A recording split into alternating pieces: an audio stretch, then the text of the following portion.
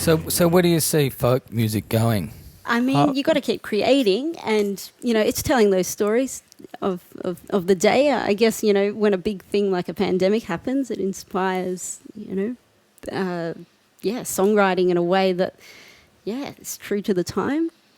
How do you see it post-pandemic? We've got ideas about where we're going to take our little corner of the folk music world. But in terms of festivals and things like that, I don't think festivals are going to be back anytime soon. Yeah, and like that's as you the sad said, thing. it's basically going to come down to, do they come up with a vaccine? And what we still don't know is if it's one of these kind of flu-like things where it changes slightly every year, so they need a different vaccine.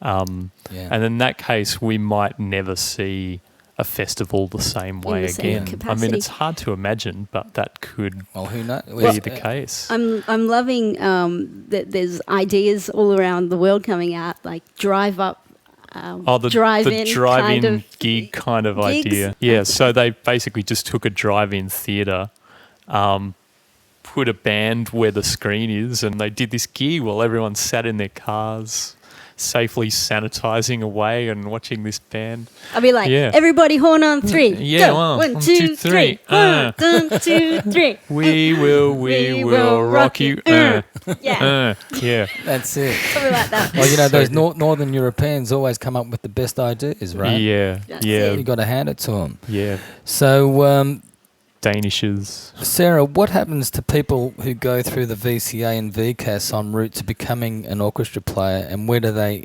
end up? That's a really good question. Depends on if there's a pandemic or not. At this stage, it's a little bit up in the air. So you hopefully progress from the high school to the tertiary, and then hopefully either audition for an orchestra, or you could get creative and write your own music and create your own bands and things like that. I feel quite fulfilled being able to have done that, and being a conductor, I still feel like I'm in that sort of that classical world where I'm sort of still passing on. It's pretty incredible to be able to have one-on-one time with teachers who are just absolutely at the top of their game. Yeah, if music is what you want to do, then you should absolutely great avenue. Give yourself the best shot. Just find the best musician in your town and get them to teach you something. Yeah, totally. You'll save a lot of time. But I guess my point is, they're gearing those kids up to play in orchestras, and there's only so many spots in orchestras, and it's very competitive. And so what happens if you don't make the cut? Where do they end up? Well, some of them went overseas. There's the Juilliard or there's Yale, or there's a lot of amazing places in America. That's just continuing the school. Well. The school life, but in terms of professional life, like trying to get into a professional orchestra, don't matter where it is in the world, but if you don't make the cut, because it's very competitive, there's only so many people who can obtain that, I guess I think about all of my peers at the con. It's incredibly surprising how many of them have landed on their feet. I think all of them. So in some way or another. A bunch have become really great music teachers at great schools. Some of them have kind of pivoted into medical careers or music therapy.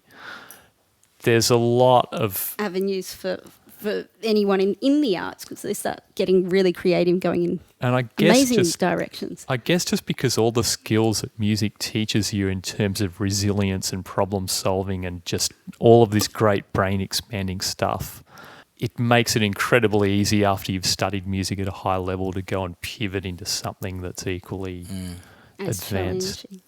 And that's why it is a strange thing that there's often this idea that, we can just cut from the arts because they're this unessential thing. We played just after the bushfires. We were on a tour with the Royal Hijinks, and we had to go to Malakuta, and they were only letting in essential services. The people were saying, we need this for our mental health.